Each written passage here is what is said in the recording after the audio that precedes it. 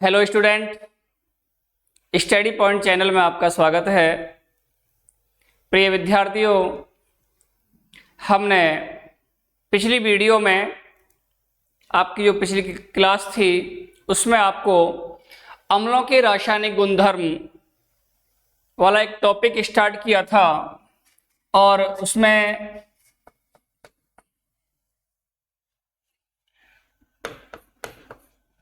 पहला जो टॉपिक मैंने आपको करवाया, पहला पॉइंट जो था वो था अम्लों की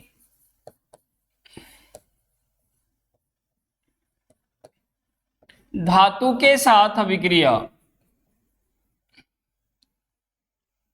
अम्लों की धातु के साथ अभिक्रिया आपने इसे पढ़ा, समझा, देखा आपने कि कोई भी अम्ल जब किसी धातु के साथ अभिक्रिया करता है, जैसे HCl है और ये कोई भी धातु जैसे Zn है के साथ रिएक्शन करेगा तो यहाँ लवण बनता है और साथ में हाइड्रोजन गैस का निर्माण होता है। मेन यहाँ पर हाइड्रोजन गैस है जो एक इसमें आपको समझने की है। हाइड्रोजन गैस का उत्सर्जन होता है। यहाँ जब कोई अम्ल धातु के साथ अभिक्रिया करेगा तो हाइड्रोजन गैस उत्सर्जित करता है, लवण बनेगा, साथ में हाइड्रोजन गैस का उत्सर्जन होता है। इसका मैंने आपको कल समझाया ये, और ये भी कहा था मैंने कि इसका एक प्रयोग आपकी बुक में दे रखा है जिसे आगे आपको बताया जाएगा। यहाँ हम एक रासायनिक गुणधर्म के बारे में अध्ययन कर रहे हैं। उसके बाद जो नेक्स्ट था ये तो था अम्लों का धातुओं के साथ अभिक्रिया। इसके बाद था क्षारों की धातुओं के साथ अभिक्रिया। क्षारों की धातु के साथ अभिक्रिया।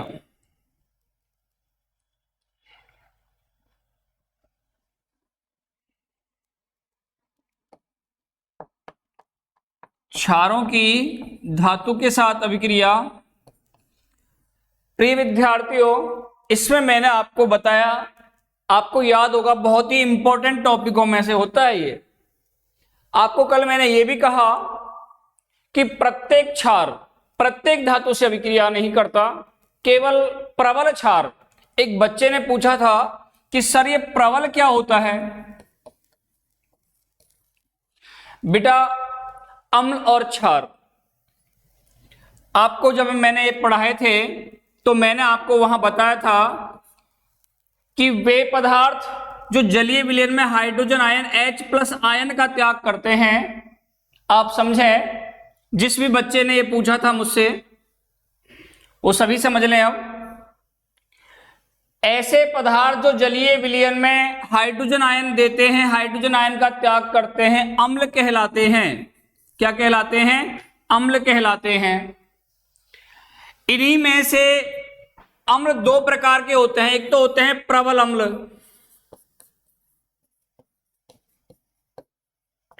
दूसरे प्रकार के होते हैं दुर्बल अम्ल।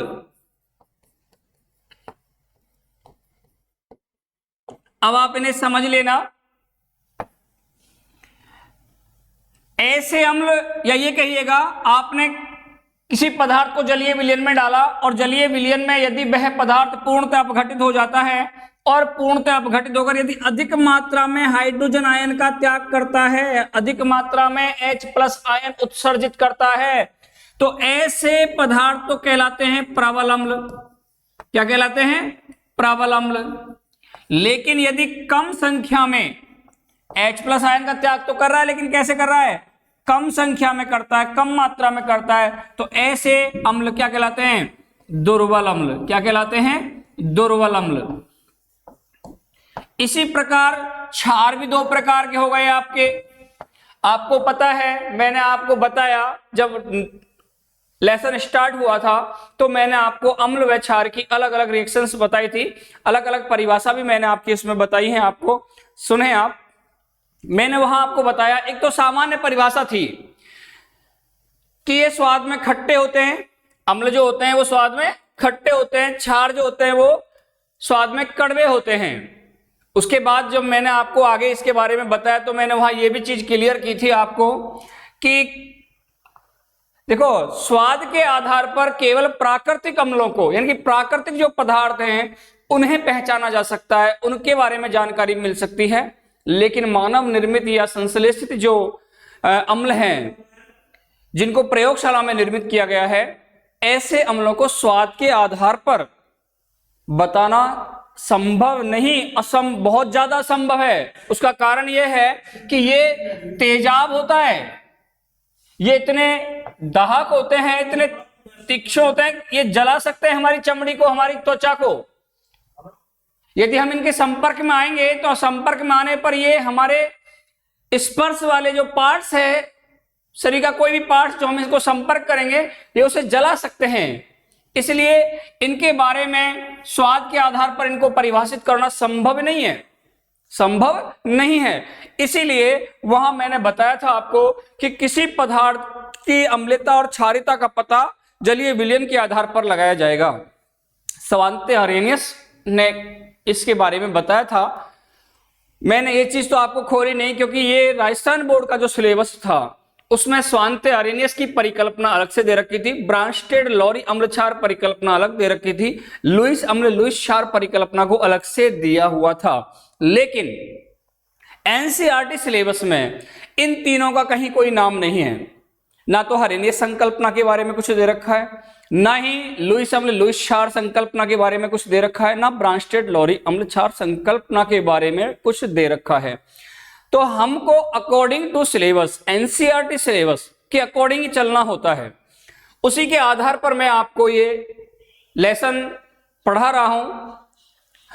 इसीलिए मैंने उनके नाम आपके सामने नहीं खोले। मैंने वहां ये चीज तो लिखवाई थी कि ये जलीय विलयन में H+ आयन यानी कि हाइड्रोजन आयन देते हैं। तो उसी के आधार पर मैं आपको बता रहा हूं कि प्रबल अम्ल कौन से होते हैं। जो अधिक मात्रा में जलीय विलयन में हाइड्रोजन आयन H+ आयन देंगे वो तो कहलाते हैं प्रबल अम्ल, और यदि कम संख्या में H+ आयन का त्याग करेंगे वो कहलाते हैं दुर्बल अम्ल। सेम ऐसा ही क्षार में होता है। क्षार क्या होते हैं? ऐसे पदार्थ जो जलीय विलयन में ऐसे पदार्थ जो जलीय विलयन में OH- आयन हाइड्रोक्सिल आयन देते हैं, क्या कहलाते हैं? क्षार कहलाते हैं। अब ये भी दो प्रकार के हो गए आपके। किस आधार पर? OH- आयन की संख्या या मात्रा के आधार पर। यदि पूर्णतः अपघटित होकर अधिक मात्रा में OH- आयन देते हैं तो वो तो कहलाते हैं प्रबल क्षार।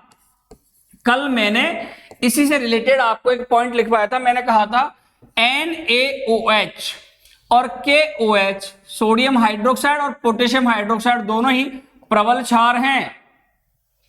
कब बताया था? जब मैंने क्षारों की धातु के साथ अभिक्रिया का उदाहरण दिया था और सोडियम जिंकेट नामक एक लवण का निर्माण किया था।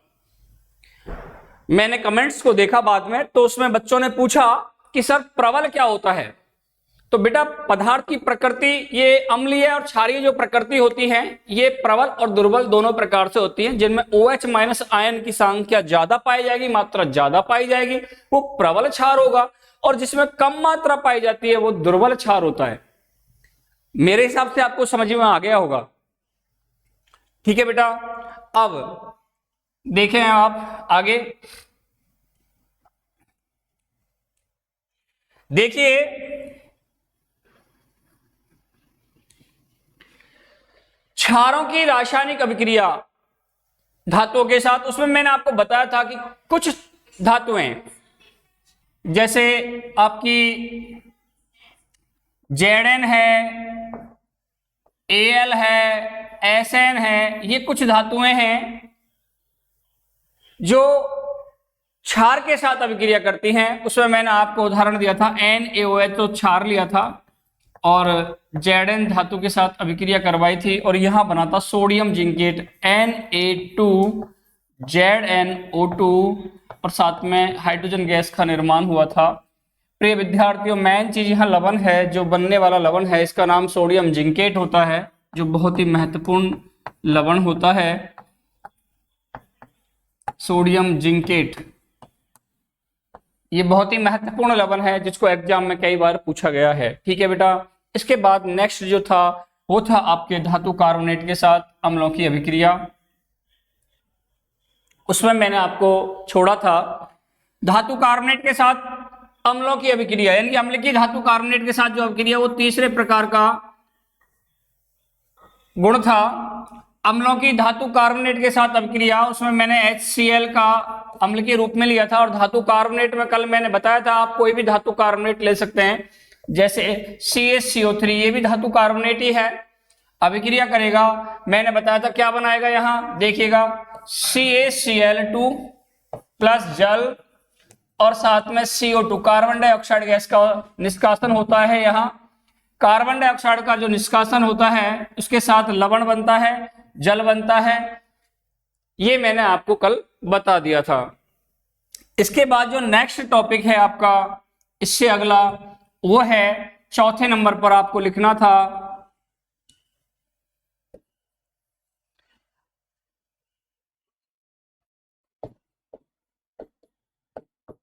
अम्लों की धातु हाइड्रोजन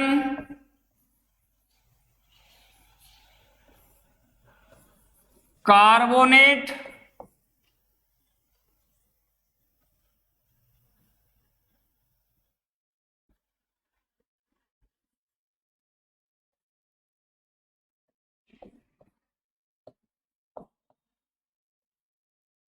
हाइड्रोजन कार्बोनेट को धातु बाइकार्बोनेट भी कहते हैं, से अभिक्रिया।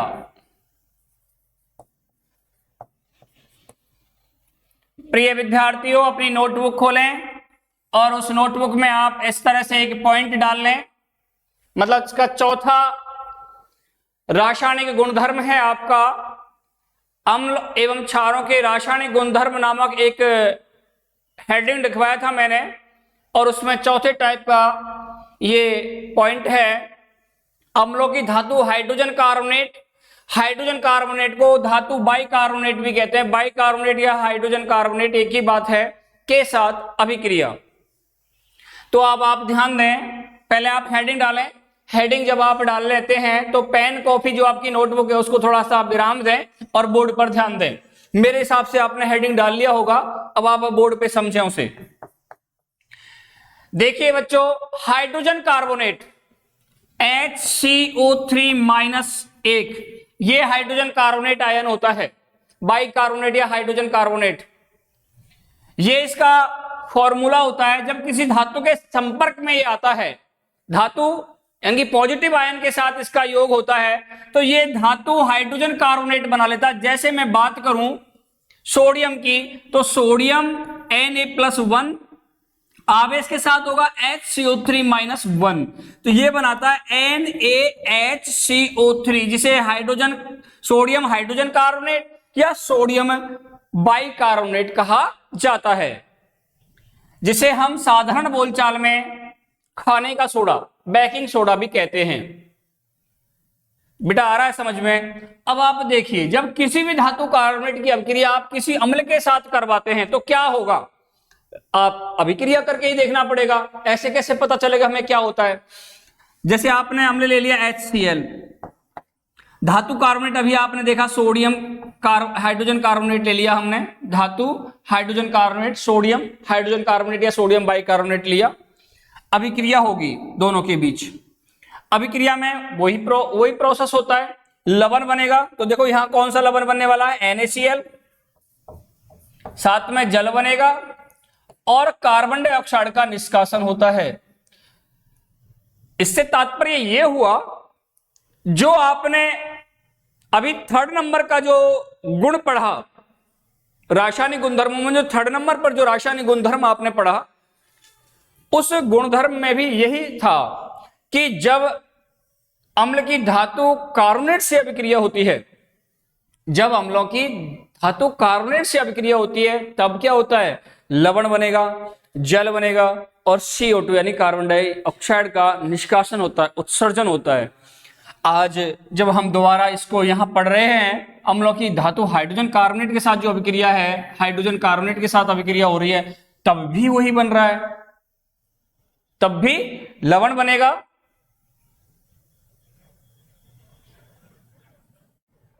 ये क्या गड़बड़ हुई,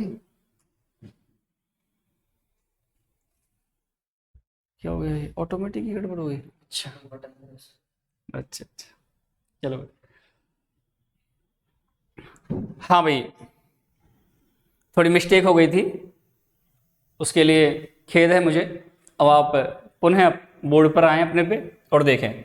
देखो बच्चों, हमने कल जो थर्ड आपका रासायनिक गुणधर्म था धातु हाइड्रोजन का, ये तो धातु हाइड्रोजन कार्बोनेट के साथ था, थर्ड में पढ़ाया था मैंने धातु कार्बोनेट के साथ अम्लों की रिएक्शंस अभिक्रिया। तो वहां पे भी लवण बना था, क्या बना था? लवण बना था, जल बना था, और वो CO2 गैस का निष्कासन हुआ था। आज जब हम हाइड्रोजन कार्बोनेट के साथ अभिक्रिया कर रहे हैं तब भी यही बन रहा है। इसका मतलब ये हुआ कि कोई भी अम्ल धातु कार्बोनेट के साथ अभिक्रिया करे चाहे धातु हाइड्रोजन कार्बोनेट के साथ अभिक्रिया करे, क्या बनता है? लवण बनेगा, जल बनेगा, और निष्कासन के रूप में CO2 गैस का निष्कासन होगा। किसका निष्कासन होता है? CO2 गैस का निष्कासन होगा, कार्बन डाइऑक्साइड गैस उत्सर्जित होती है। तो आप हेडिंग डालें मोटे मोटे अक्षरों में, चौथे नंबर की विशेषता है, चौथे नंबर की रासायनिक गुणधर्म है ये अम्लों के। तो लिखेंगे आप अम्लों की धातु हाइड्रोजन कार्बोनेट के साथ अभिक्रिया। सभी बच्चे अपनी नोटबुक खोल के रखा करें और हेडिंग डाल लीजिएगा धातु हाइड्रोजन कार्बोनेट के साथ अभिक्रिया। पहले दो शब्द आपको लिखने हैं, जो कुछ आप बना रहे हो वो आपको लिखना होता है। तो बताओ आपने क्या देखा, यहां क्या समझा? ये अम्ल हो गया, ये हो गया हाइड्रोजन कार्बोनेट, धातु हाइड्रोजन कार्बोनेट हो गया। जब दोनों अभिक्रिया करते हैं तो क्या बनेगा? लवण बनेगा, जल बनेगा, और क्या निकलता है? उत्सर्जन किस गैस का होता है? CO2 कार्बन डाइऑक्साइड गैस का निष्कासन होता है। ठीक है बच्चों, तो आप लिखें, लिखेगा जब कोई अम्ल धातु हाइड्रोजन कार्बोनेट या धातु बाई कार्बोनेट, कोष्टक में लिखें धातु बाई कार्बोनेट, जब कोई अम्ल धातु हाइड्रोजन कार्बोनेट के कोष्टक में लिखना है धातु बाई कार्बोनेट से अभिक्रिया करता है। जब कोई अम्ल धातु हाइड्रोजन कार्बोनेट से अभिक्रिया करता है, कोष्टक में आपने लिख लिया होगा हाइड्रोजन बाई कार्बोनेट के साथ अभिक्रिया करता है, तो CO2 का निष्कासन होता है। किसका निष्कासन होता है? CO2 का निष्कासन होता है, CO2 का निष्कासन होता है।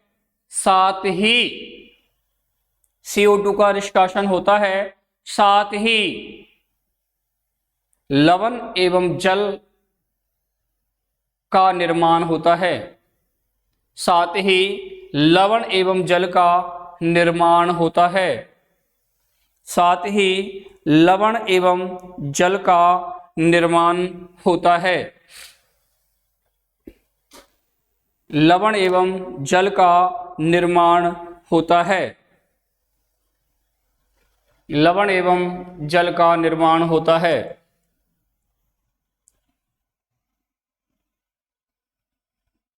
एग्जाम्पल आप लिखेंगे यहां, एग्जाम्पल के रूप में आप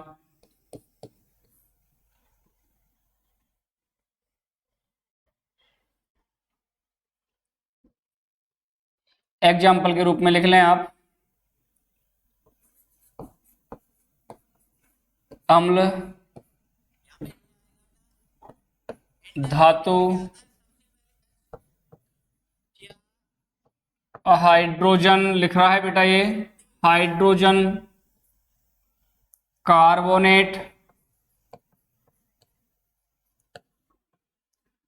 हाइड्रोजन कार्बोनेट, तीर का चिन्ह, लवण बनेगा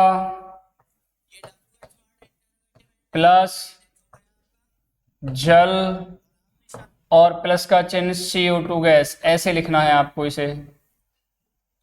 ठीक है, इसके नीचे लिखें आप अम्ल के रूप में आपने Cl लिया, हाइड्रोजन धातु हाइड्रोजन कार्बोनेट में लिया था आपने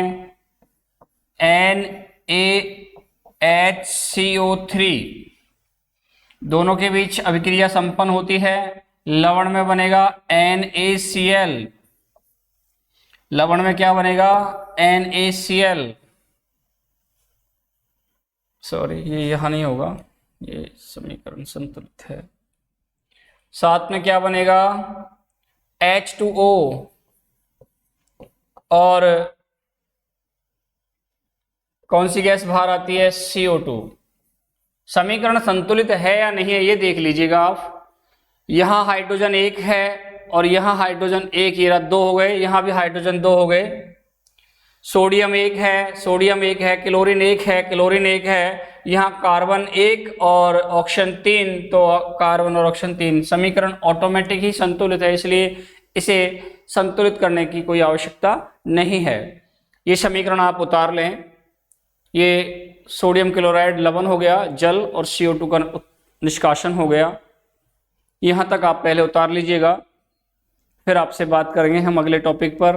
पहले इतना उतार लीजिएगा।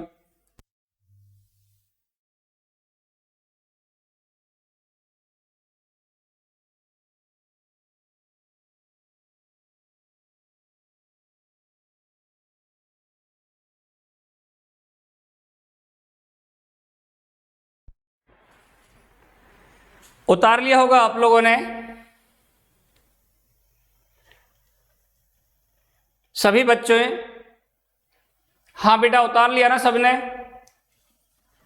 देखिए अब आपने, मैंने पहले रासायनिक गुणधर्म में सबसे पहले लिखवाया था अम्लों की धातु के साथ अभिक्रिया। अम्ल धातु के साथ अभिक्रिया कर रहे थे। सेकंड में मैंने लिखवाया क्षार की धातु के साथ अभिक्रिया, यानी अम्ल अभिक्रिया का धातु से अभिक्रिया कर रहे थे, क्षार भी धातु के साथ अभिक्रिया कर रहे थे। दोनों रासायनिक गुणधर्म हो गए। तीसरा पॉइंट मैंने लिखवाया धातु कार्बोनेट के साथ अम्लों की अभिक्रिया, और चौथा गुणधर्म मैंने लिखवाया अम्लों की ही, क्षारों की नहीं, अम्लों की ही धातु हाइड्रोजन कार्बोनेट के साथ अभिक्रिया। मैंने ना तो क्षारों की धातु कार्बोनेट के साथ अभिक्रिया आपको लिखवाई है, ना क्षारों की धातु हाइड्रोजन कार्बोनेट के साथ अभिक्रिया लिखवाई है। उसका कारण क्या है? क्योंकि क्षार जो होते हैं धातु कार्बोनेट के साथ और धातु हाइड्रोजन कार्बोनेट के साथ अभिक्रिया नहीं करते हैं। यही मैं आपको लिखवा रहा हूं यहां, और आप नोट डालें यहां, और नोट में लिखें, नोट डाल लें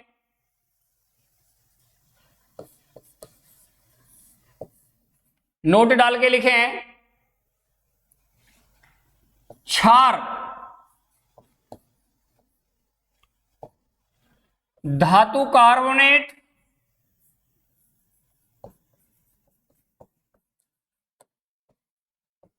क्षार धातु कार्बोनेट और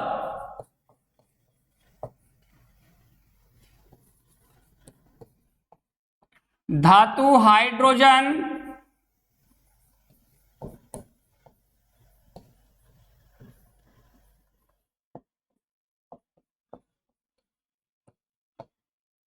कार्बोनेट, धातु हाइड्रोजन कार्बोनेट के साथ अभिक्रिया नहीं करते, अभिक्रिया नहीं करते हैं, नहीं करते हैं। क्षार जो होते हैं धातु कार्बोनेट के साथ और धातु हाइड्रोजन कार्बोनेट के साथ अभिक्रिया नहीं करते हैं। ये आप नोट डाल के लिख लें। दो रिएक्शंस बच गई आपकी भाई। जैसे धातु अम्लों के साथ अभिक्रिया कर रहे थे, क्षार ने भी धातुओं के साथ अभिक्रिया कर लिया। अब अम्ल ने धातु कार्बोनेट के साथ अभिक्रिया की, फिर धातु हाइड्रोजन कार्बोनेट के साथ अभिक्रिया कर ली। अगर क्षार भी करते तो दो रिएक्शन से नहीं बढ़ जाती आपकी, दो रासायनिक गुणधर्म और बढ़ जाते ना, आपको फायदा हो गया। दो, ये दोनों ही रिएक्शन से नहीं होती। क्षार जो होता है वो धातु कार्बोनेट के साथ और धातु हाइड्रोजन कार्बोनेट के साथ अभिक्रिया नहीं करता है। ठीक है बेटा, उतार लिया होगा आपने ये। इसके बाद देखो, आपने देखा जब अम्ल धातु कार्बोनेट के साथ अभिक्रिया करता है तो भी CO2 का निष्कासन होता है। जब अम्ल धातु हाइड्रोजन कार्बोनेट के साथ अभिक्रिया करता है तब भी CO2 का निष्कासन होता है। हम बार बार कहते हैं कि यह गैस CO2 का निष्कासन हो रहा है, यह गैस CO2 है। तो इसका परीक्षण कैसे किया जाएगा? क्या पता लगेगा हमें? कैसे पता लगाएंगे हम कि उत्सर्जित होने वाली गैस CO2 है?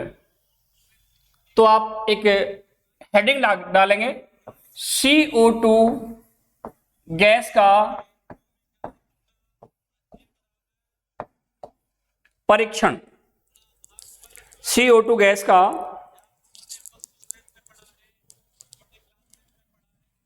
परीक्षण।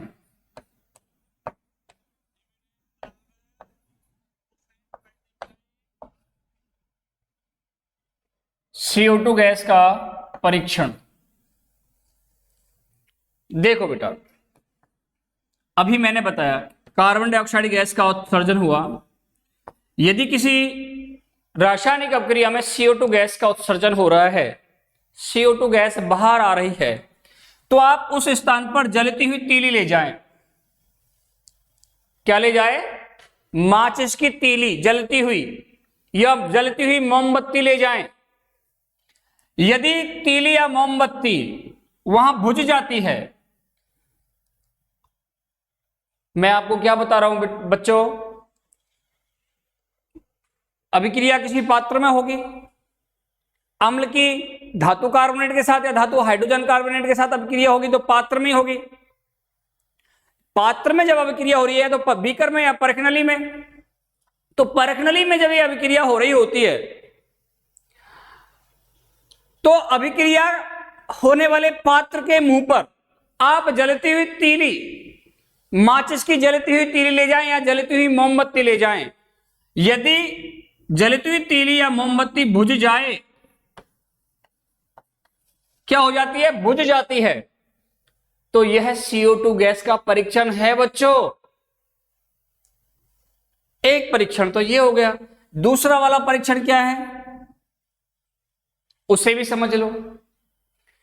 अब आपके बीकर से आपके परखनली में जो आपने जिस पात्र में अभिक्रिया करवाई है, उस पात्र से निकलने वाली गैस CO2 है या कोई और दूसरी गैस है, इसका परीक्षण करना है हमें। यदि उस गैस को आप चूने के पानी में प्रवाहित कर दें। कहां प्रवाहित कर रहे हो आप? चूने के पानी में प्रवाहित करते हो तो चूने का पानी दूधिया हो जाएगा। उसका कलर कैसा हो जाएगा? दूधिया। और चूने के पानी का कलर दूधिया होना CO2 का परीक्षण है। किसका परीक्षण है? CO2 का परीक्षण है। आप सब जानते हैं चूने के पानी का फॉर्मूला क्या होता है? CaOH का होल ट्वाइस। कार्बन डाइऑक्साइड जब इसके संपर्क में आएगी तो यह बनाएगा कैल्शियम कार्बोनेट CaCO3, साथ में बनेगा जल। तो कैल्शियम कार्बोनेट बनने के कारण इसका कलर कैसा हो जाता है? दूधिया हो जाता है। चूने के पानी का फॉर्मूला CaOH का होल ट्वाइस होता है, सब जानते हो आप। यदि गैस CO2 है तो अभिक्रिया करेगा तो क्या बनाएगा? कैल्शियम कार्बोनेट बनेगा, साथ में जल बनेगा। बनने वाला कैल्शियम कार्बोनेट दूधिया कलर का होता है। इसी के कारण चूने का पानी का कलर कैसा हो जाता है? दूधिया हो जाता है। विलयन का रंग ही बदल जाएगा, दूधिया कलर हो जाएगा उसका। दूधिया रंग CO2 की पहचान है, CO2 का परीक्षण है। लेकिन यदि ये आपको मिला CaCO3, साथ में जल, लेकिन यदि आपने इसे ज्यादा समय तक या ज्यादा मात्रा में CO2 को प्रवाहित किया उसमें विलयन में, कौन से में? चूने के पानी में। यदि आप चूने के पानी में ज्यादा मात्रा में CO2 को प्रवाहित कर रहे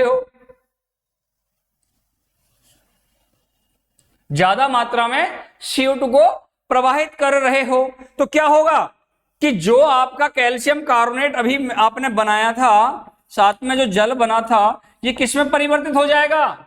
घुलनशील कैल्शियम हाइड्रोजन कार्बोनेट।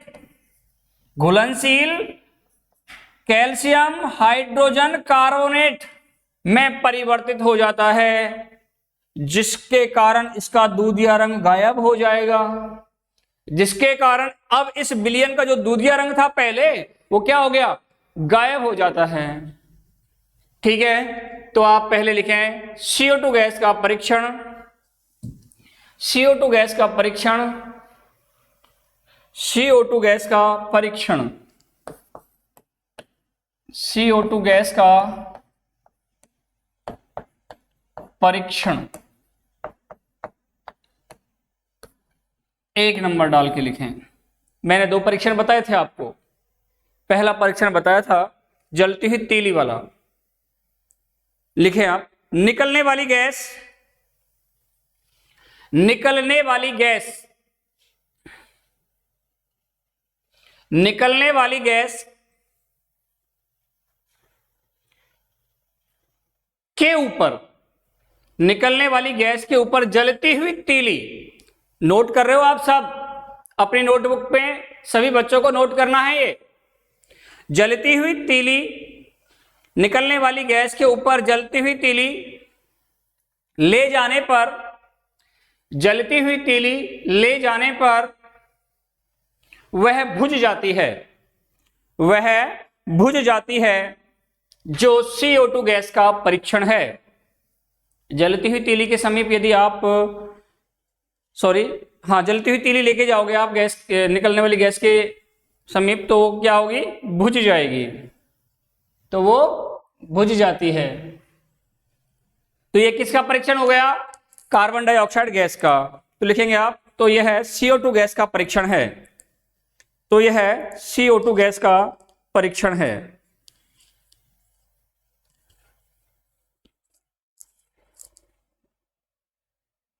तो यह CO2 गैस का परीक्षण है। सब बच्चों ने लिख लिया होगा।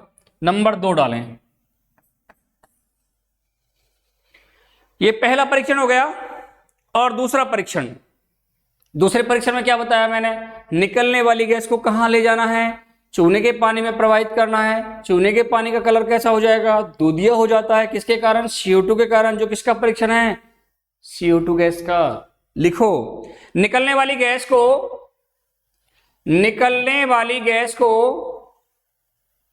चूने के पानी में प्रवाहित करने पर, चूने के पानी में प्रवाहित करने पर, निकलने वाली गैस को चूने के पानी में प्रवाहित करने पर विलयन का रंग दूधिया हो जाता है, विलयन का रंग दूधिया हो जाता है, विलयन का रंग दूधिया हो जाता है। तो यह CO2 गैस का परीक्षण है। विलयन का रंग दूधिया हो जाता है, तो यह CO2 गैस का परीक्षण है। आप इसमें समीकरण जरूर लिखेंगे। आपको पता है चूने के पानी का फॉर्मूला हो गया CaOH का होल ट्वाइस, आपको याद होना चाहिए। अध्याय फर्स्ट में जब मैंने रासायनिक संयोजन अपक्रिया आपको करवाई थी, संयोजन अपक्रिया के बारे में मैंने पढ़ा था, तो वहां बिना भुजे चूने से भुजा हुआ चूना बनाया था हमने, और उसमें मैंने बताया था उसका फॉर्मूला CaOH का होल ट्वाइस होता है, होल 2 होता है। याद है किसी को? अगर अच्छा, यहां क्या होता है, CO2 गैस के संपर्क में आएगा ये, तो CO2 गैस के संपर्क में आएगा तो क्या बनाएगा, क्या बनेगा, यहां CaCO3, साथ में जल का निर्माण होता है। अब इस अभिक्रिया में जो ये लवण CaCO3 बना है, इस अभिक्रिया में बनने वाला लवण CaCO3 दूधिया कलर का होता है, इसका कलर दूधिया होता है। इसी के कारण तो उस विलयन का रंग दूधिया होता है, बनने वाले लवण के कारण ही उसका रंग कैसा होता है, दूधिया होता है। आप इस समीकरण को उतार लें यहां, इसी के नीचे जो से मैंने आपको लिखवाया इसका परीक्षण, तो यह है CO2 गैस का परीक्षण होता है। इसके तुरंत बाद आप इस समीकरण को उतारें, उतार लीजिएगा आप यहां। ये चूने का पानी हो गया, चूने का पानी, चूने का पानी है ये,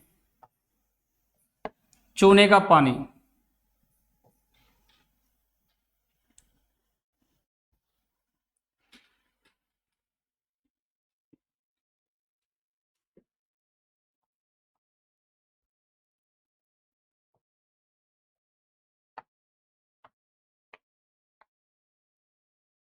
चूने का पानी उतार लिया होगा सभी ने। इसके जस्ट नीचे लिखना है आपको, क्या लिखना है वही मैं आपको बता रहा हूं। यहां क्या बना है, चूने के पानी पर जब आपने CO2 गैस को प्रवाहित किया तो क्या बना, कैल्शियम कार्बोनेट लवण बना। बनने वाले कैल्शियम कार्बोनेट लवण के कारण विलयन का रंग कैसा होता है, दूधिया हो जाता है। अगर आप अधिक मात्रा में CO2 गैस प्रवाहित करते हैं इस विलयन में, तो यह दूधिया रंग भी गायब हो जाएगा। क्यों? क्योंकि घुलनशील एक पदार्थ बनेगा, घुलनशील कैल्शियम हाइड्रोजन कार्बोनेट। ठीक है, लिखें आप इसके जस्ट नीचे लिखें, यहां इसके जस्ट नीचे यहां से लिखना स्टार्ट करें आप, लिखिएगा अर्थात कैल्शियम कार्बोनेट बनने के कारण, अर्थात कैल्शियम कार्बोनेट बनने के कारण विलयन का रंग दूधिया हो जाता है। अर्थात कैल्शियम कार्बोनेट बनने के कारण विलयन का रंग दूधिया हो जाता है। कैल्शियम कार्बोनेट के बनने के कारण विलयन का रंग दूधिया हो जाता है, विलयन का रंग दूधिया हो जाता है, लेकिन विलयन का रंग दूधिया हो जाता है, लेकिन CO2 की अधिक मात्रा प्रवाहित करने पर, ध्यान देना मेरी बात पर, अब एक अलग पॉइंट स्टार्ट हो गया इसमें। दूधिया रंग तो कैल्शियम कार्बोनेट के बाद हो, कैल्शियम कार्बोनेट बनने के कारण हो गया, लेकिन अब क्या कह रहा है, ध्यान दो, वो कह रहा है कि यदि अधिक मात्रा में CO2 इस विलयन में प्रवाहित की जाए तो क्या होगा, क्या होगा, घुलनशील पदार्थ कौन सा, कैल्शियम हाइड्रोजन कार्बोनेट का निर्माण हो जाएगा।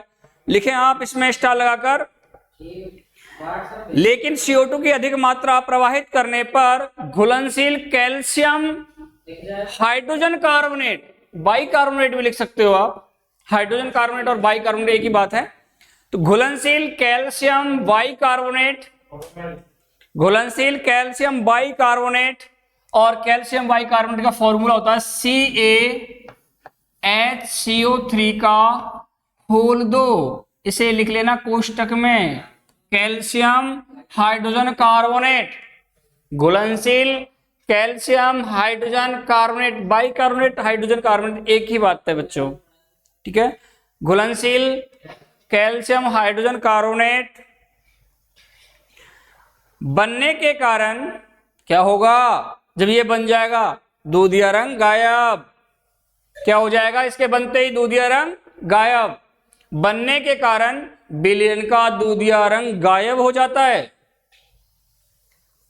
घुलनशील कैल्शियम हाइड्रोजन कार्बोनेट बनने के कारण विलयन का दूधिया रंग गायब हो जाता है, विलयन का दूधिया रंग गायब हो जाता है, विलयन का दूधिया रंग गायब हो जाता है। देखो आप क्या बनाया आपने, आपने बनाया था CaOH का होल ट्वाइस, कार्बन डाइऑक्साइड का निर्माण, कार्बन डाइऑक्साइड की अपक्रिया करवाई थी चूने के पानी से, तो ये बना था CaCO3 प्लस H2O, ये बना था आपका कैल्शियम कार्बोनेट और जल, ये बनकर तैयार हो गया। अब क्या कह रहा है वो, अब वो कह रहा है यदि इस विलयन में अधिक मात्रा में CO2 प्रवाहित की जाए, विलयन में अधिक मात्रा में CO2 प्रवाहित की जाए तो क्या होगा, अब ये दोनों रिएक्शन करके क्या बना लेंगे, CaCO3 कैल्शियम कार्बोनेट और जल, यहां क्या बनेगा, घुलनशील पदार्थ, क्या, कैल्शियम हाइड्रोजन कार्बोनेट, CaHCO3 का होल ट्वाइस का निर्माण होगा, जो क्या है, एक घुलनशील पदार्थ है, जिसके कारण, इस पदार्थ के कारण, बनने के कारण विलयन का दूधिया रंग गायब हो जाएगा। अब आप इस समीकरण को उतार लें, ये वाला उतारना है आपको, अब जो मैंने तीर के निशान से आपको दिखाया है, इसे लिखना है आपको, ये उतार लें आप इस समीकरण में, इसके जस्ट बाद में। और ये CO2 गैस का परीक्षण है बेटा, यहां तक CO2 गैस का परीक्षण आपको यहां तक है, ये आपको करना है, इसे उतार लें। कैल्शियम कार्बोनेट जल के साथ अभिक्रिया करेगा, ये नहीं है, वही है अभिक्रिया, यही जो बना था। इसके बाद जब यहां से हम कह रहे हैं कि ज्यादा मात्रा में यदि CO2 का प्रवाहित किया जाएगा तो क्या बनेगा, कैल्शियम हाइड्रोजन कार्बोनेट बन जाएगा, ये कैल्शियम हाइड्रोजन कार्बोनेट है, ये जब बनेगा तो विलयन का जो दूधिया रंग है वो गायब हो जाता है।